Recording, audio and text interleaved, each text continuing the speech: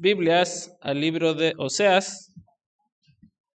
Recuerden, estamos viendo los profetas menores.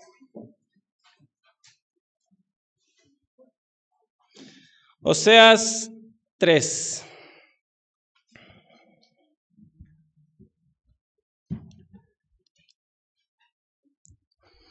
Les voy a invitar a ponerse de pie.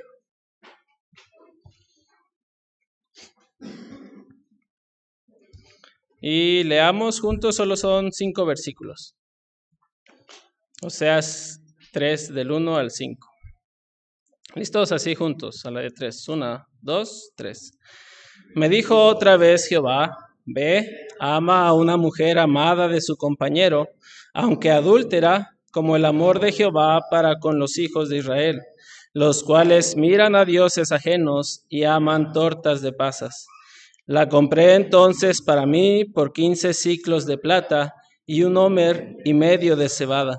Y le dije: tú serás mía durante muchos días, no fornicarás ni tomarás otro varón, lo mismo haré yo contigo. Porque muchos días estarán los hijos de Israel sin rey, sin príncipe, sin sacrificio, sin estatua, sin efod y sin terafines. Después volverán los hijos de Israel y buscarán a Jehová su Dios y a David su rey, y temerán a Jehová y a su bondad en el fin de los días. Vamos a orar. Señor, te alabamos y te damos gracias una vez más por lo bueno que eres para con nosotros en nuestras vidas, Señor. Gracias, Padre, por la bendición que tú nos das de permitir tener una iglesia y escuchar tu palabra, Señor, y cantar himnos a ti y alabarte a ti, Señor, como lo mereces. Te ruego, Padre, tu bendición en esta tarde-noche, Señor. Háblanos, que tu Espíritu sea el que guíe mis palabras, Señor, y también que redarguya nuestros corazones, Señor, para atender a tu voz en lo que nos quieres enseñar en esta tarde, Señor. Ayúdanos, pues, te pido de tu bendición, y también ayúdanos a gozarnos de conocerte y de conocer el gran amor que tienes para con nosotros, Señor. Te pido todo esto, Dios, en el nombre de tu Hijo amado Jesucristo. Amén. ¿Pueden sentarse, hermanos?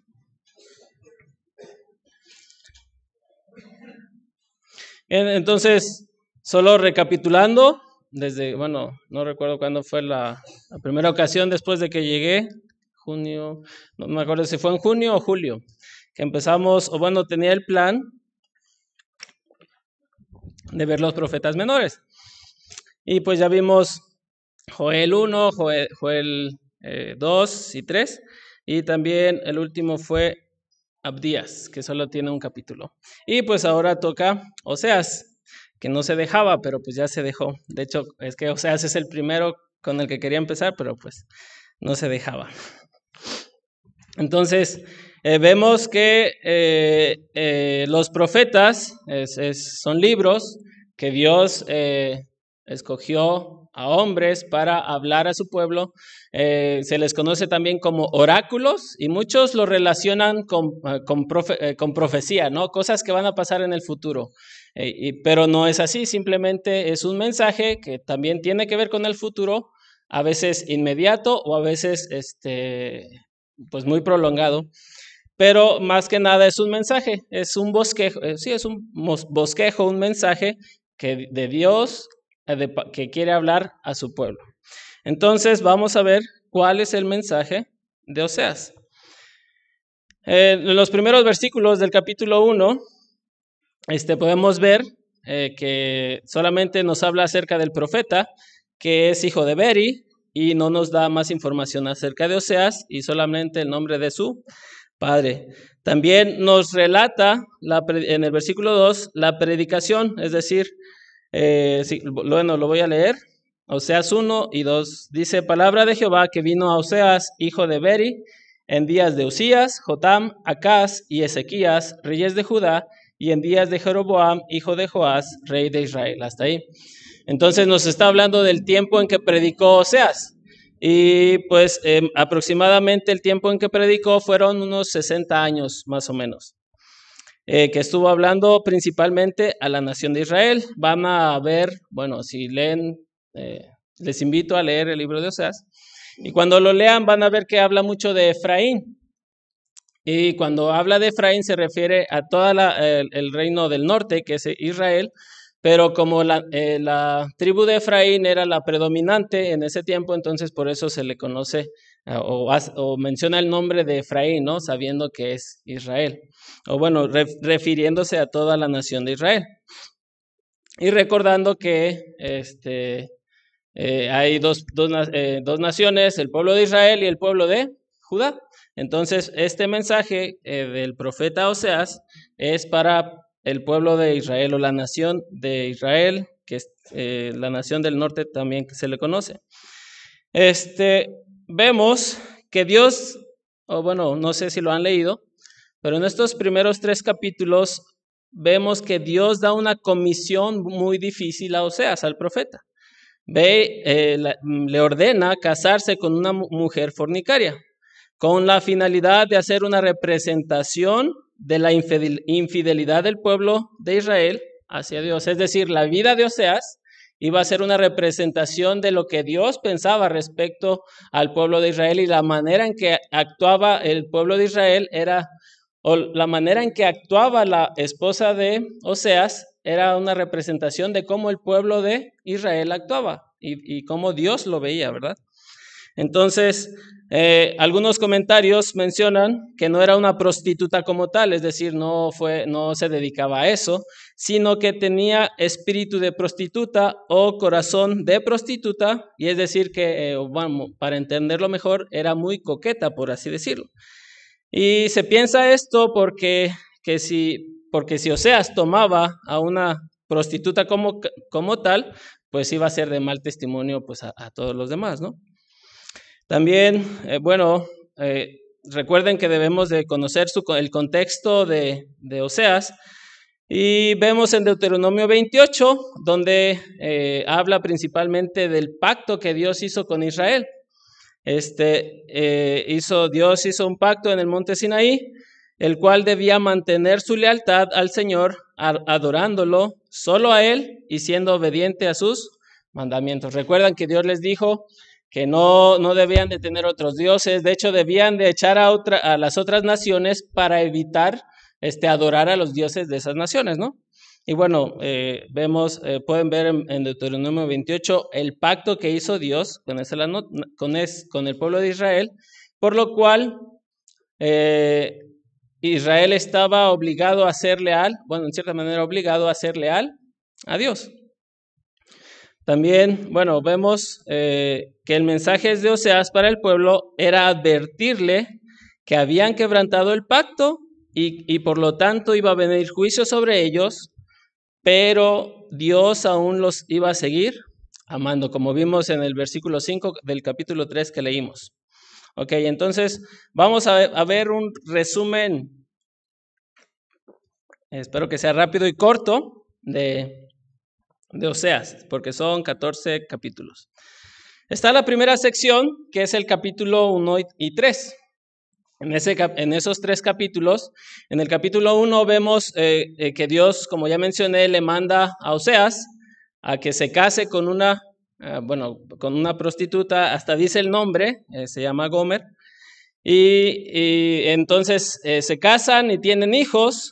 Y los hijos de Oseas tienen nombres proféticos de cómo ve Dios la relación con Israel. Uno es Lo-ruhama, que significa no amada, y Oami, ahora amada, bueno, etcétera, etcétera. Entonces, esos nombres que Dios le mandó que pusiera a los hijos de Oseas también tenían representación profética de cómo Dios veía a Israel. Y cómo Dios, en este caso, le estaba diciendo que eran despreciables que Dios despreciaba a ellos, al pueblo de Israel. En el capítulo 2 ya vemos el adulterio de Gomer, es decir, que tuvo amantes, vimos que primero tuvieron hijos y después Gomer empezó a tener amantes y buscaba a ellos, y de hecho en el capítulo 3 que vimos, tanto fue su obsesión con ellos que fue esclava de ellos, ¿no? Y por eso Oseas la tuvo que rescatar, como lo vemos en el capítulo 3. Y en el capítulo 3, Dios le manda o vemos la restauración donde Dios manda a Oseas a ir a buscar a Gomer, su esposa, pagar sus deudas y comprometerse en su amor y fidelidad hacia ella una vez más. Por lo tanto, vemos aquí que la vida de Oseas es un símbolo profético que cuenta la historia de la relación de Dios con Israel.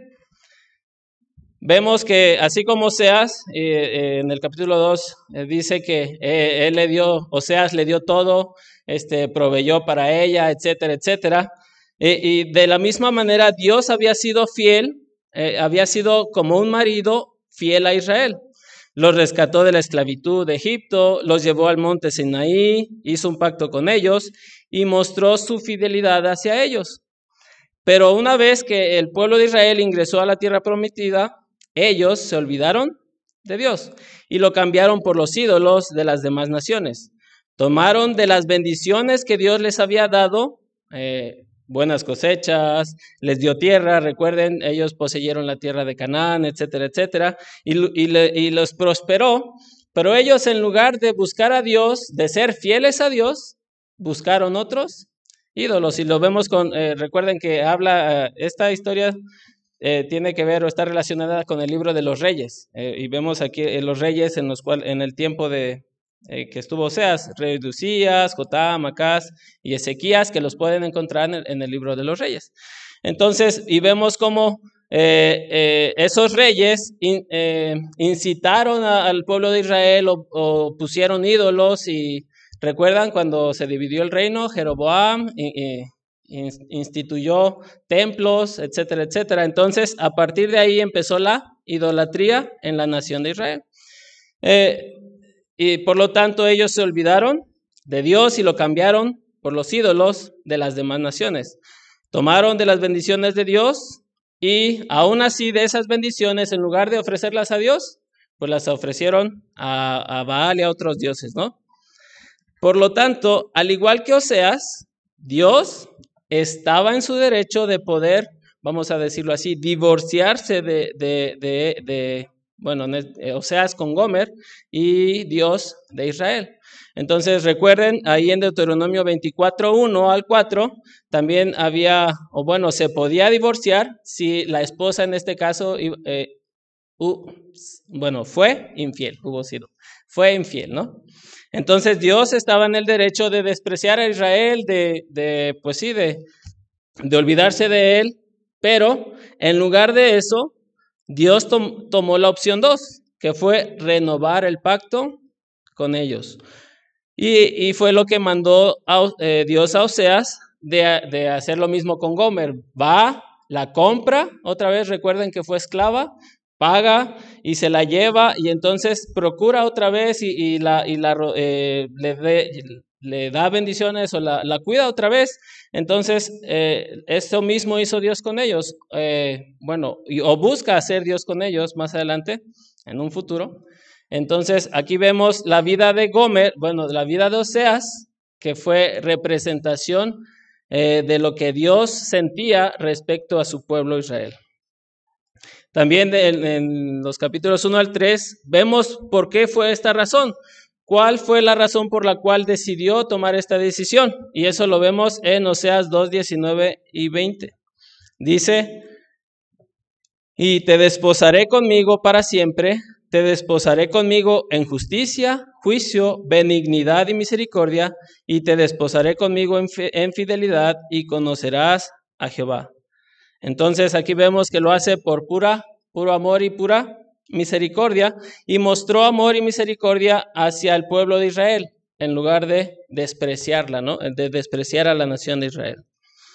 Ok, pero también podemos observar que las consecuencias no se detendrán.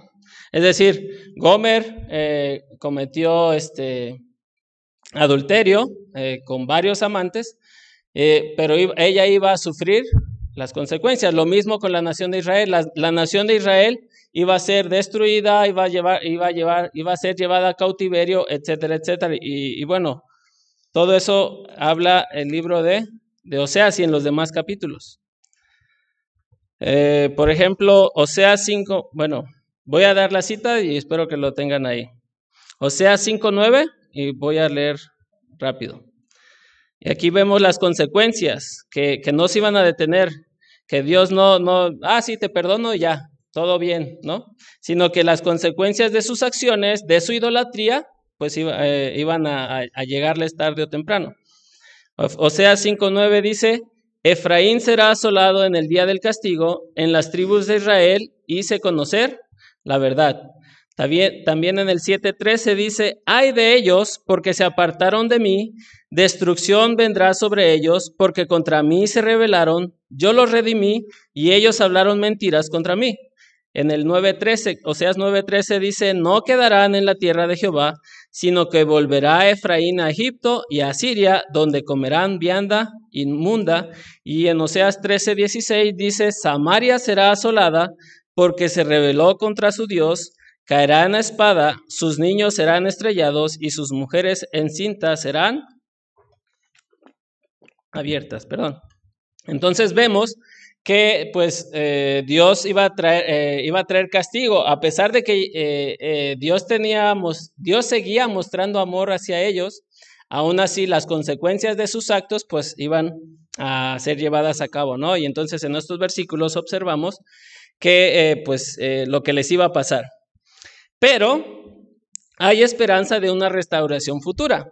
Israel regresará a adorar a su Dios y pondrá sobre ellos un rey mesiánico del linaje de David, quien traerá la bendición de Oseas.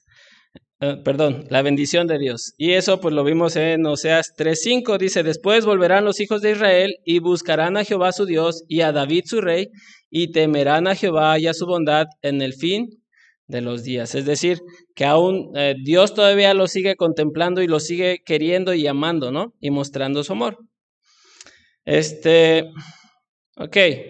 Después entramos a la sección 2. La sección 2 es del capítulo 4 al capítulo 11. Del 4 al 10 se observan o pueden observar acusaciones y advertencias que Dios tiene para Israel. Es decir, Dios les está acusando, les está diciendo en qué fallaron, cuál fue su falla y lo que hicieron y cómo se sintió Dios hacia ello, respecto a ello.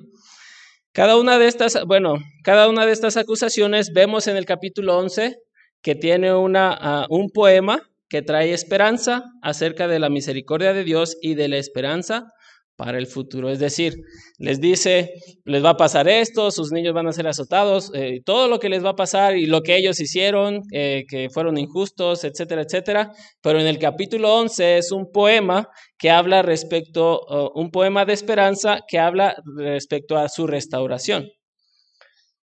Entonces vamos a ver las causas y los efectos de la infidelidad de Israel. Dios requería que ellos tuvieran conocimiento de Dios. Dios quiere que Israel lo conozca de esta manera, en una relación con la cual pueda experimentar su amor. Y eso lo vemos en Oseas 4:1 y 6 y en el 6:6. Oseas expone la hipocresía de la adoración de Israel. Rompen los 10 mandamientos, hay injusticia social. Y eso lo observamos en el 4:1. Lo voy a leer yo, pero lo voy a leer en la versión de Nueva Traducción Viviente, que dice, escucha la palabra del Señor, oh pueblo de Israel. El Señor ha presentado cargos en tu contra, diciendo, no hay fidelidad, ni bondad, ni conocimiento de Dios en tu tierra. Haces votos y los rompes, matas, robas y cometes adulterio. Hay violencia en todas partes, un asesinato tras otro. Entonces aquí Dios les está reclamando y les está diciendo pues que su vida es una vida pues que no le agrada a Él. Dice, haces votos y los rompes y como que buscan adorar a Dios, de hecho traen sacrificios a Dios, pero después de ofrecer sacrificios van y siguen cometiendo pues sus pecados, ¿no? Roban, matan, cometes adulterio, etcétera, etcétera. Entonces Dios en cierta manera les está reclamando. También vemos que van al templo, adoran a Dios y otra vez regresan como si nada hubiera pasado. Adoran a Baal, adoran a otros dioses. Esto lo vemos en Oseas 8:5 al 6 y el 11:14. Y yo lo voy a leer Dice así: tu becerro, oh Samaria, te hizo alejarte. Se encendió mi enojo contra ellos hasta que no pudieron alcanzar purificación. Versículo 6, porque de Israel es también y artífice lo hizo, no es Dios, por lo que será deshecho en pedazos el becerro en Samaria. El 8:11 dice, porque multiplicó Efraín altares para pecar, tuvo altares para pecar. Olvidó pues Israel a su hacedor y edificó templos, y Judá multiplicó ciudades fortificadas, mas yo meteré fuego en sus ciudades, el cual consumirá sus palacios. Entonces aquí vemos que el pueblo de Israel, pues vemos la idolatría que ellos estaban teniendo, ¿no? Y por la cual Dios los estaba acusando. También otro pecado, otro error que cometió el pueblo de Israel es que confiaron en las alianzas políticas que tenían con Egipto o Asiria. En lugar de confiar en Dios, y querían ser similares a otras naciones y confiar en el poder militar. Esto lo vemos en Oseas 7:11, 8, 9 y 10 y 10:13. Lo voy a leer rápidamente. Dice: Efraín fue como paloma incauta, sin entendimiento. Llamarán a Egipto, acudirán a Asiria. En el 8, 9 y 10 dice: porque ellos subieron a Asiria como asno montés para sí solo. Efraín con salario alquiló amantes. Aunque alquilen entre las naciones, ahora las juntaré y serán afligidos un poco de tiempo por la carga del rey y de los príncipes. Y Oseas 10:13 dice: habéis arado impiedad y segasteis iniquidad, comeréis fruto de mentira, porque confiaste en tu camino y en la multitud de tus valientes. Entonces, en estos versículos vemos que el pueblo de Israel pues buscaba alianzas, ¿no? En lugar de confiar en Dios, que los librara, pues ellos confiaban en Egipto, confiaban en Asiria. Y también tiene relación con Gomer respecto a que él buscaba sus amantes. En lugar de depender de Oseas, que era su marido, pues buscaba y confiaba y buscaba a sus amantes, y pues a Dios no le agradaba, y entonces tiene relación. Después está la tercera parte. Recuerden, estabas viendo un resumen, y perdón que voy rápido, porque después de esto pues viene lo bueno, ¿no? Tercera parte es del capítulo 12 al capítulo 14. En el capítulo 12 vemos una lección histórica sobre el antiguo Israel, y esto lo hizo Oseas para mostrar cómo la familia ha sido infiel desde el principio. En Oseas 12, 2 y 4 muestra el ejemplo de Jacob y Esaú. Lo voy a leer, si quieren búsquenlo. Oseas 12, 2 al 4. Dice: pleito tiene Jehová con Judá para castigar a Jacob conforme a sus caminos, le pagará conforme a sus obras. En el seno materno tomó por el calcañar a su hermano, y con su poder venció al ángel y prevaleció. Lloró y le rogó, en Betel le halló y allí habló con nosotros. Entonces aquí Oseas está recordándoles a la nación de Israel que Jacob, ¿qué significa Jacob? Engañador o suplantador, ¿no? Entonces, ellos estaban actuando de la misma manera, igual que su antepasado, aproximadamente unos 1200 años, habían pasado desde Jacob, y aún así esa nación seguía siendo igual, no habían cambiado. También en Oseas 12, 8 y 9 les habla de cómo fue Israel en el desierto. Dice, yo lo leo: Efraín dijo: ciertamente he enriquecido, he hallado riquezas para mí. Nadie hallará iniquidad en mí, ni pecado en todos mis trabajos. Pero yo soy Jehová tu Dios desde la tierra de Egipto. Aún te haré morar en tiendas, como en los días de la fiesta. Había una fiesta de los tabernáculos, que representaba el tiempo en que el pueblo de Israel vivió en el desierto. ¿Recuerdan cuántos años fueron? 40 años. 40 años ellos estuvieron viviendo en tiendas. Entonces, para que ellos no olvidaran eso, pues habían implantado una fiesta que les iba a recordar cómo ellos estuvieron vagando en el desierto por 40 años. Pero en este caso les está recordando algo. ¿Por qué vagaron 40 años, hermanos? Por su rebeldía. Entonces, de la misma manera, Oseas les está recordando que así como el pueblo de Israel fue rebelde en ese tiempo, aún el pueblo de Israel en el tiempo de Oseas estaba siendo, seguía siendo rebelde, ¿sí? Por eso les recordó que aún les haría morar en tiendas. Entonces, esto tiene que ver, como ya mencioné, tiene que ver con la fiesta de los tabernáculos. También les recuerda en Oseas 13, 9 al 11, les recuerda la elección de Saúl como rey. Dice, te perdiste, oh Israel, mas en mí está tu ayuda. ¿Dónde está tu rey para que te guarde con todas tus ciudades y tus jueces, de los cuales dijiste, dame rey y príncipes? Te di rey en mi furor y te lo quité en mi ira. Entonces, eso también les está recordando a Saúl, que fue el pueblo. ¿Recuerdan que fue el pueblo que pidió rey? Igual, de la misma manera, porque el pueblo se había olvidado de Jehová. De hecho, ¿quién era el Dios? No, ¿quién era el rey de Israel en ese tiempo? Era Dios. El primer rey fue Saúl. Entonces, recuerden, Israel pide rey. Tenían a los profetas, a Samuel. Entonces, Israel quería ser como las demás naciones. Entonces, en este versículo 9, 13:9, les está recordando cómo ellos igual, de la misma manera, despreciaron a Dios, buscando rey o pidiendo rey, lo mismo que las demás naciones, y despreciaron a Dios como su rey. Entonces, en este capítulo 12, Oseas les está recordando estas historias, la historia de Jacob y Esaú, la historia de Israel en el desierto y la historia de cuando ellos pidieron rey. Y todo esto con el objetivo de que no han cambiado, de que siguen iguales, siguen actuando igual. Siguen siendo engañadores como Jacob, siguen siendo rebeldes como el pueblo de Israel en el desierto y siguen desechando a Dios como su rey, como lo hicieron cuando pidieron a pidieron a Saúl como rey de Israel. Y entonces vemos esto en la tercera sección. Entonces estas historias son recordatorios de que esta familia, el pueblo de Israel, no había cambiado.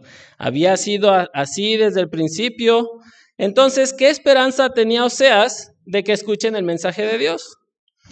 Pero por lo que escribió y lo que vimos en el capítulo 3, al final, sabemos que Dios hará algo. Y esto lo observamos en el capítulo 11, que es un poema de amor. Ese sí les invito a ir conmigo. Oseas 11, del 1 al 4.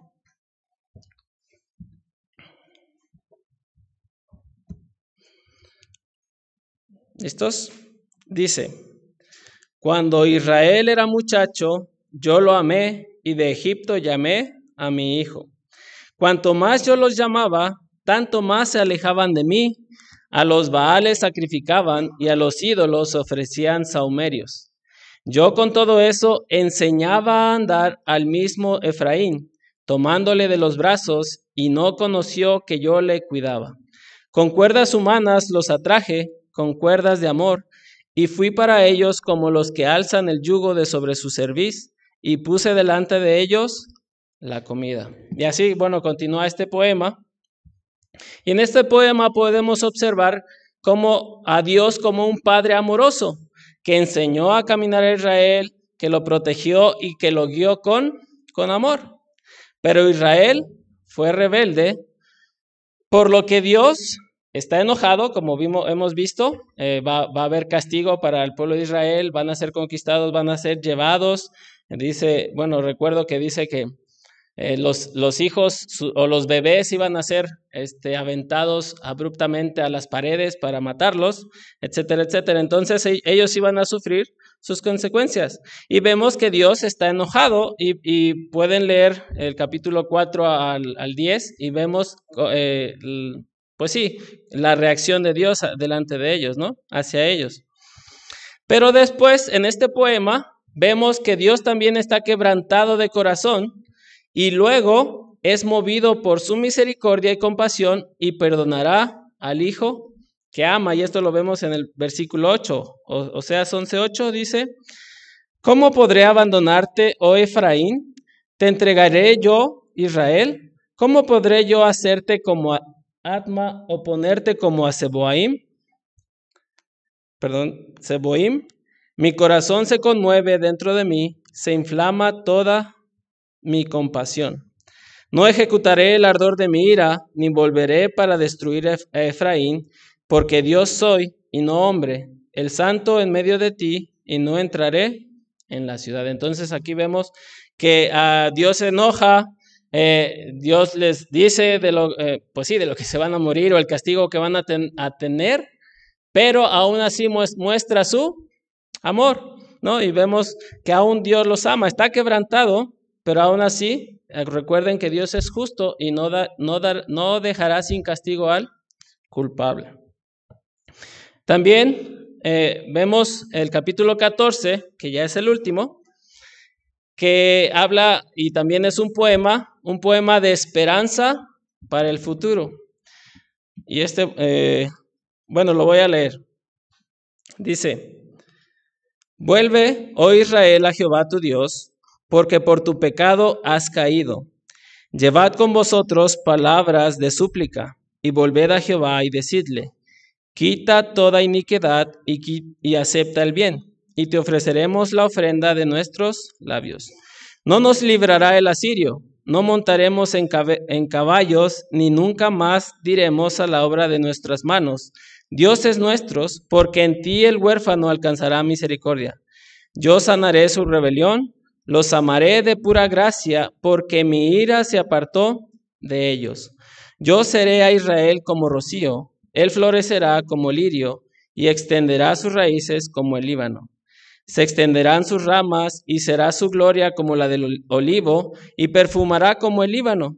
Volverán y se sentarán bajo su sombra, serán vivificados como trigo y florecerán como la vid. Su olor será como de vino del Líbano. Efraín dirá: ¿qué más tendré ya con los ídolos? Yo lo oiré y miraré. Yo seré a él como la haya verde. De mí será hallado tu fruto. ¿Quién es sabio para que entienda esto y prudente para que lo sepa? Porque los caminos de Jehová son rectos y los justos andarán por ellos, mas los rebeldes caerán en ellos. Entonces, en este poema vemos cómo Oseas llama a Israel al arrepentimiento y a que se vuelva a su Dios. O sea, Oseas sabe que no durará porque nunca lo ha hecho antes. Es decir, porque Israel sigue siendo rebelde. Pero un día Dios sanará su apostasía y los amará generosamente, como dice el versículo 4. Y Dios lo describe como un árbol frondoso que tendrá raíces profundas y amplias, que ofrecerá sombra y fruto a todas las naciones. Y en el versículo 9 vemos cómo el autor termina dando un consejo que tiene una aplicación universal. Es decir, que lo podemos aplicar a nosotros. Esta aplicación es una invitación a contemplar las palabras de este libro.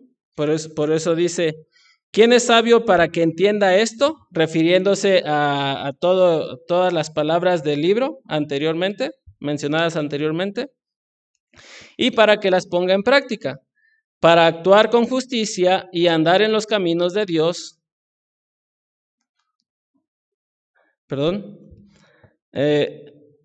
Para andar en los caminos de Dios, al contrario de lo que hizo el pueblo de Israel, porque si actúan como lo hizo el pueblo de Israel, menciona al último, mas los rebeldes caerán en ellos. Es decir, quien no pone atención a estas palabras, a las palabras de todo el libro de Oseas, pues va a caer está siendo rebelde como el pueblo de Israel y va a caer en esos caminos. Al contrario, si pones atención a lo que se mencionó, a lo que aparece en el libro de Oseas, entonces vas a ser llamado justo y andarás por los caminos de Dios. Entonces, este es el resumen del libro de Oseas. Todo lo que hemos visto en este libro y lo que podemos observar es el corazón de Dios, o cuál es lo que podemos observar respecto al corazón de Dios, es que Dios quiere sanar, que Dios quiere restaurar y salvar a su pueblo, a pesar de que Israel actuó, en idolatría. Y recuerden que la idolatría para Dios la toma como fornicación, como adulterio. A pesar de que Israel fue adúltero, adorando a otros dioses, buscando a otros dioses, Dios no los desecha, Dios no los desprecia, sino que aún los sigue amando. Va a haber consecuencias y vemos que ya más adelante pues iban a ser conquistados por Babilonia, también Judá, por Asiria, etcétera, etcétera. Pero entonces vemos que el castigo continuó su marcha, ¿no? Pero aún así vemos que Dios lo sigue amando y vemos la intención de Dios, que quiere sanar, que quiere restaurar y salvar a su pueblo. Entonces, ¿qué podemos, vamos a decirlo así, aplicar nosotros, cristianos o creyentes que vivimos en el siglo XXI? Como vimos, el tema principal del libro de Oseas es el gran amor de Dios que tiene para su pueblo. Y ese mismo amor que tiene para Israel es el mismo amor que tiene para todo el ser humano, para los creyentes o también para los inconversos. El amor de Dios nunca cambia. No debemos pasar por alto también que las acciones del pueblo de Israel tuvieron consecuencias. Y recordemos que el pecado principal por lo cual los acusa, el pecado principal por lo cual Dios va a tomar acción respecto a ello es la idolatría, ¿no? Entonces, observamos también que cómo es la idolatría para Dios. Él lo ve, como ya vimos, Él lo ve como adulterio o como fornicación.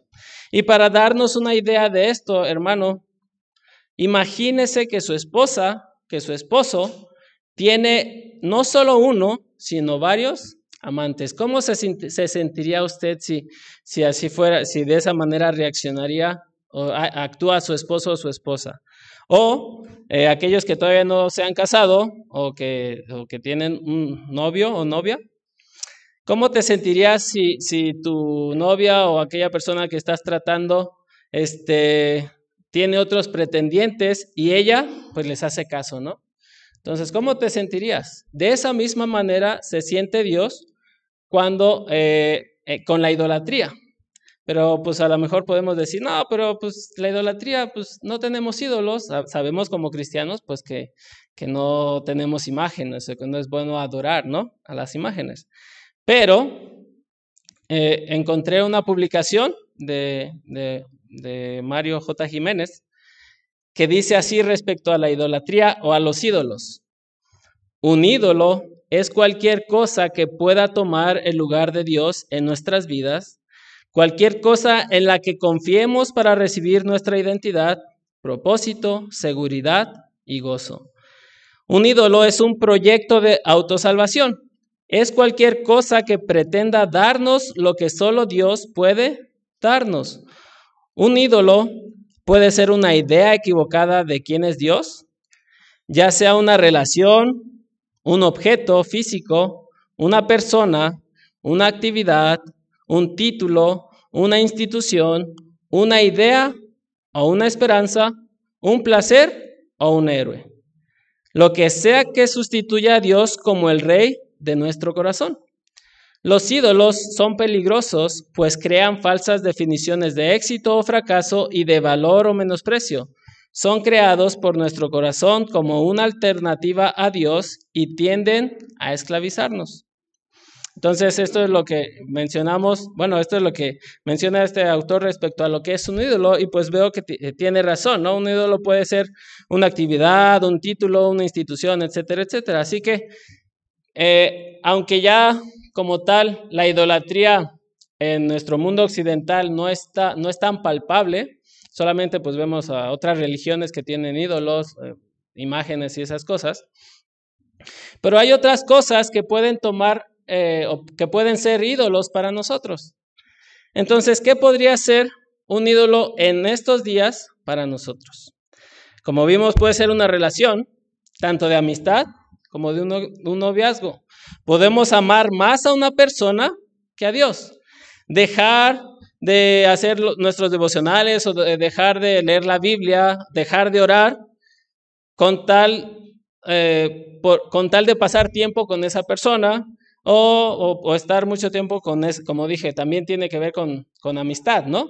Entonces, yo prefiero estar con mis amigos que pues cualquier cosa que tenga, probablemente podemos decirlo así, ¿no? A lo mejor yo voy a visitar a mis amigos o vamos a salir con mis amigos en lugar de venir al culto o etcétera, una actividad que tenga que ver con la iglesia, ¿no?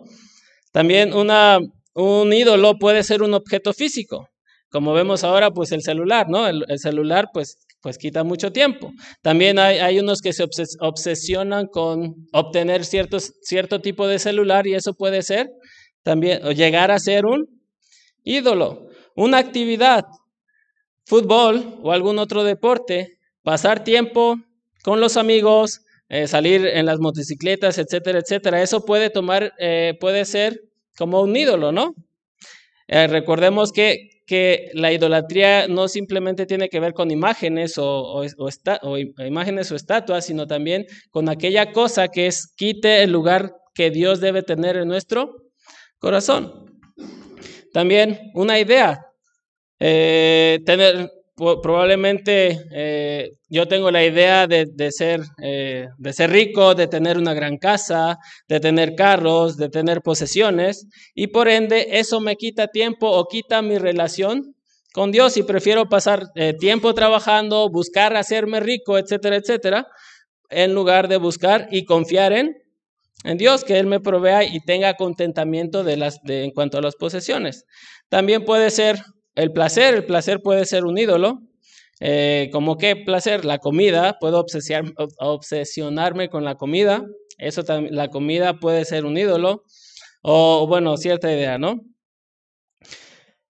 También, hermanos, vivimos en la época del humanismo, en donde el principal Dios de este mundo, o ha llegado a ser, es el hombre. Es decir, pues uno mismo, ¿no? Y nos dicen, tú eres el que importa, ¿no? Por ejemplo, pues ¿cómo se llama? El movimiento LGBT. Si tú te sientes feliz, tú eres el que importa, ¿no? Y entonces, ¿quién es el ídolo? Pues el hombre es el ídolo. Y nosotros, esas ideas, la sociedad, pues podemos, esas ideas pueden llegar a ser de influencia en nuestras vidas, ¿no? Y también, respecto al humanismo, el materialismo o el consumismo tienen la misma ideología respecto a tú eres el importante, tú lo necesitas, dicha cosa te va a hacer feliz o no puedes vivir sin dicha cosa. Entonces, vivimos en el tiempo del consumismo, ¿no? De necesitas esto y ya hay muchas cosas por comprar que no necesitamos, pero que ahí están. Y bueno, invitan a comprarnos, a que compremos. Menciono esto porque, pues, como dije, muchos también caemos en esto.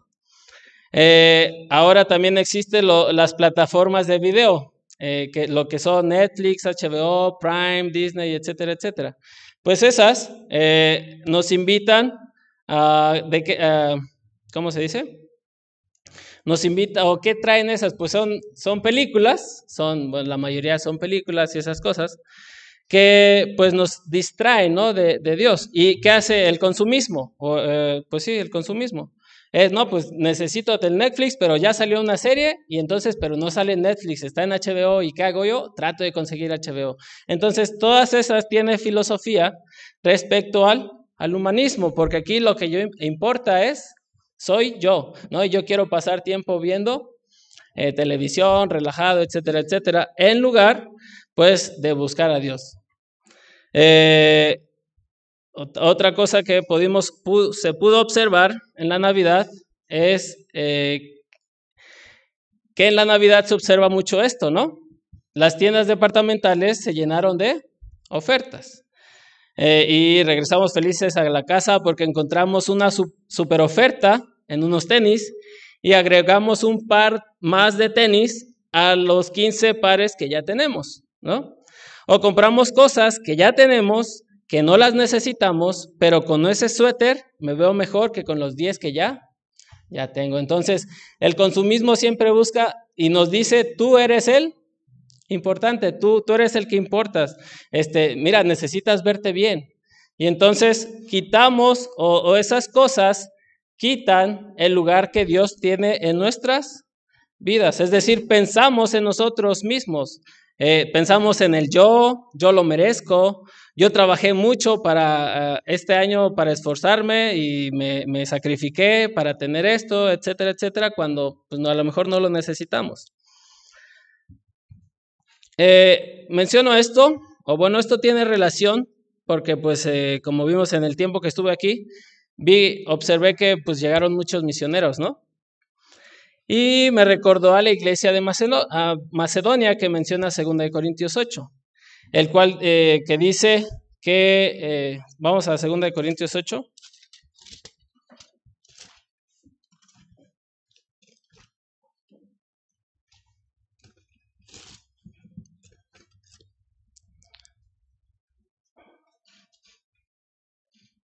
Segunda de Corintios 8.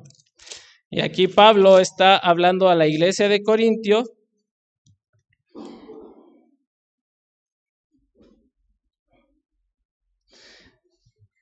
8:1 dice, bueno, Pablo está hablando a la iglesia de Corintio respecto a las iglesias de Macedonia. Dice, asimismo, hermanos, os hacemos saber la gracia de Dios que se ha dado a las iglesias de Macedonia, que en grande prueba de tribulación, la abundancia de su gozo y su profunda pobreza abundaron en riquezas de su generosidad.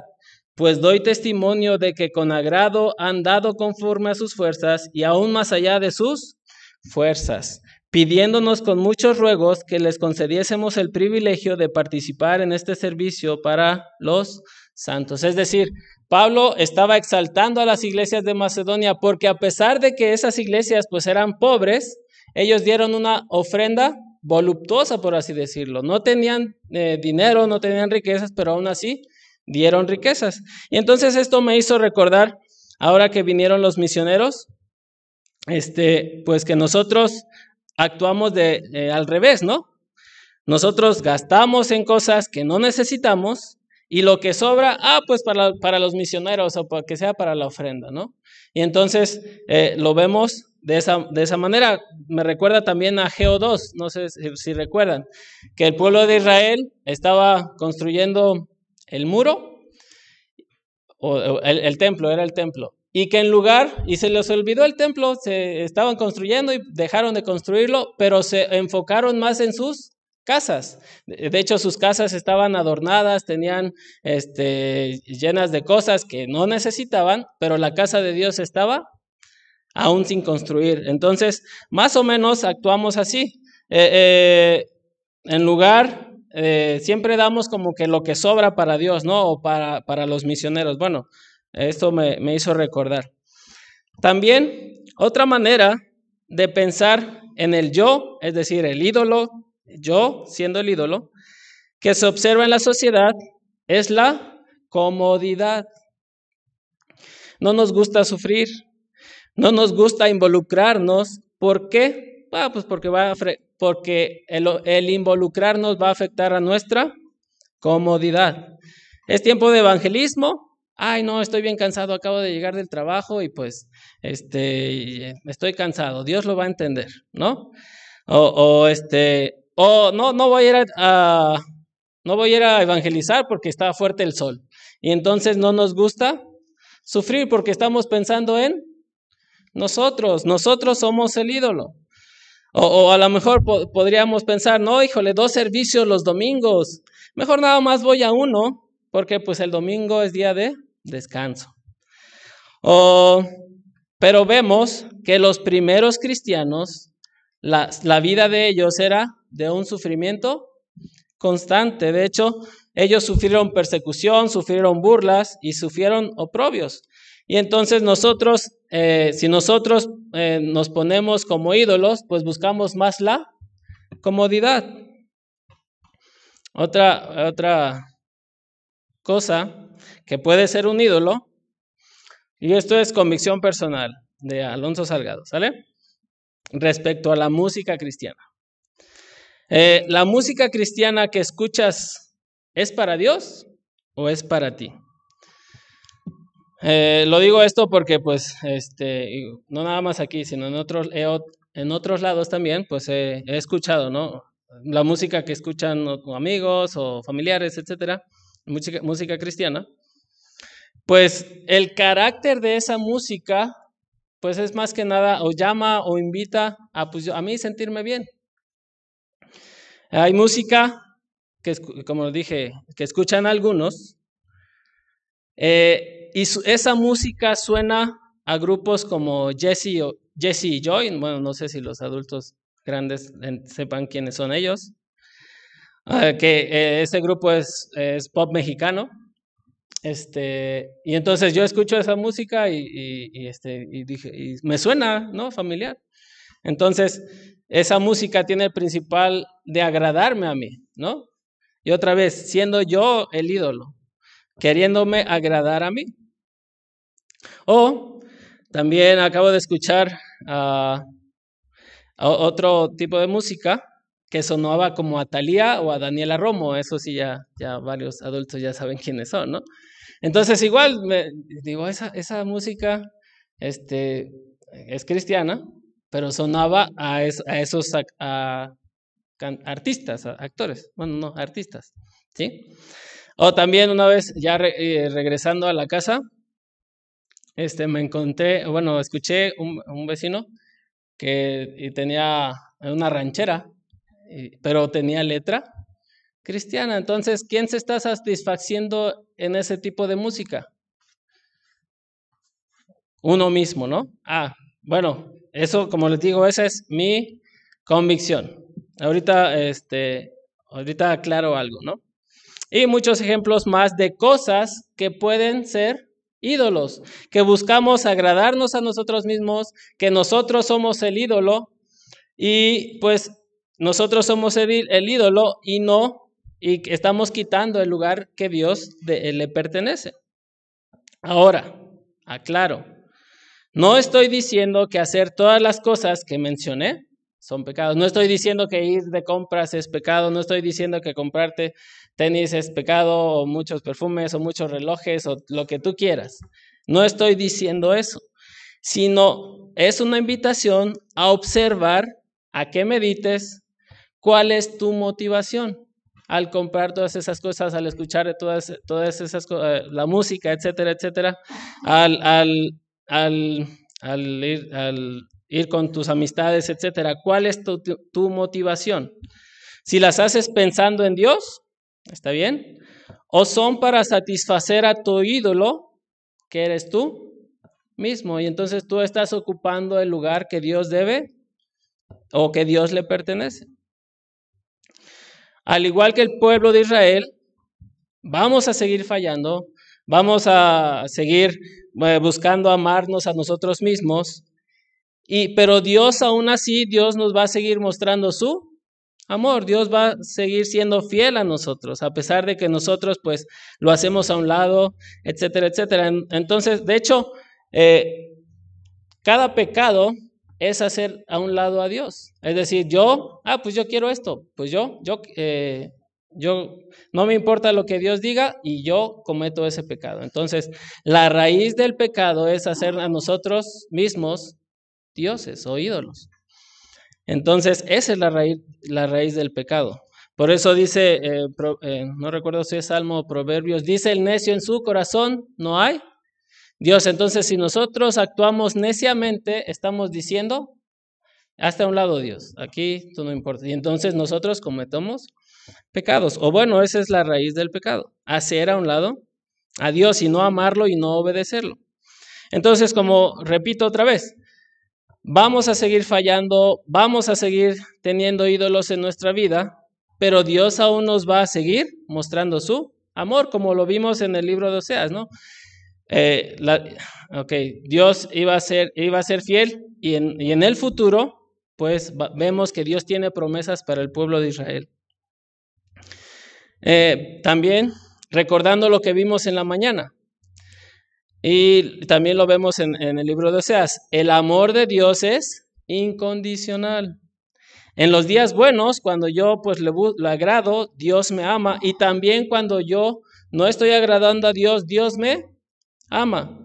Cuando yo siento que Dios está conmigo, Dios me ama, o cuando yo siento que Dios está lejos de mí, aún así Dios me ama. Cuando somos egoístas y orgullosos y pensamos que merecemos el amor de Dios, aún así Dios me ama, o cuando no lo pensemos, aún así Dios nos ama. Hermanos, no podemos hacer que Dios deje de amarnos. Y no hay nada que podamos hacer para que Dios deje de hacerlo. Pero nuestras acciones hacia Él, es decir, la idolatría, y ya vimos qué puede ser idolatría, qué puede ser un ídolo para nosotros o en nuestras vidas, y todas esas acciones, si nosotros seguimos pues buscando esos ídolos, todas esas acciones ciertamente van a tener repercusión. Y aún eso es muestra del amor de Dios en nuestras vidas, como lo vimos en el libro de Oseas, ¿no? El pueblo de Israel, fue idólatra, fue muy idólatra, buscó a otras naciones en lugar de confiar a Dios, rechazó a Dios, pero aún así vemos que Dios los buscó y los sigue buscando y sigue viendo por ellos. Y también esas acciones, eso no quita, que Dios los perdone y los deje sin castigo, por así decirlo. Y observamos que la nación de Israel pues fue conquistada, ¿no? Y sufrieron, y vemos el castigo que ellos pues padecieron. Es decir, las consecuencias de sus acciones, de su idolatría, tuvo repercusiones o fueron afectados por ella. Entonces, recordemos que lo que Dios pedía era que lo conocieran, ¿recuerdan? Que al pueblo le faltó conocimiento, y este conocimiento no es un conocimiento intelectual. Pues yo conozco a Dios, ¿no? Sino es un conocimiento de relación, de conocer en una relación de amor a Dios, es decir, de saber qué le gusta, qué no le gusta, qué le agrada o qué no le agrada. Y entonces este conocimiento de relación va a trabajar en nosotros con nuestros ídolos, pues necesitamos conocer a nuestro Dios, y al conocer a nuestro Dios nos va a dar lugar a no buscar adorar a otros ídolos, a no buscar tener otros ídolos más que a Dios solamente. Y eso va a hacer que quitemos los demás ídolos de nuestra vida. Entonces, ya para concluir, hermanos, solo una pregunta. ¿Hay ídolos en tu vida en los cuales tenemos que trabajar? ¿O que tienes más que nada que trabajar? Entonces, igual, la invitación es a que meditemos en esos ídolos, como ya vimos una lista, ¿no? Y entonces meditemos, y como dije, la influencia de este mundo en estos momentos es el humanismo, es nosotros, es el yo. Entonces, les invito a meditar en cada acción, y si hay ídolos en su vida y que necesitan ser quitados. ¿Y cómo lo vamos a quitar? ¿Cómo vamos a quitar esos ídolos? Pues conociendo a Dios en una relación personal. ¿Y cómo hago eso? Pues leyendo y meditando en la palabra de Dios. Vamos a orar. Señor, te